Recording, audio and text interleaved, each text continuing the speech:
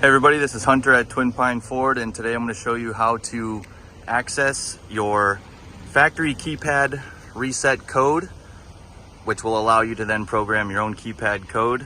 So first off, you have to have both of your programmed keys. You're going to enter the vehicle, hop inside here, and then you're going to remove this rubber piece from the back cup holder. And there is the recovery key spot. You can also place your key in there to start your vehicle in the event you have a dead battery in your key fob. So you got to have both programmed keys with you. I'm going to put one in there, and then I'm going to hit the start button. Has to be on for 5 seconds.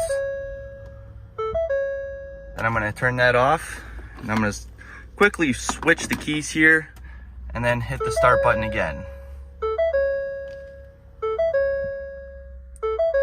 And there is my factory keypad code. Gonna write that down. It doesn't stay up very long, so be ready to record it. And yeah, reach out to us if you have any questions. PA's #1 Ford store, Twin Pine Ford.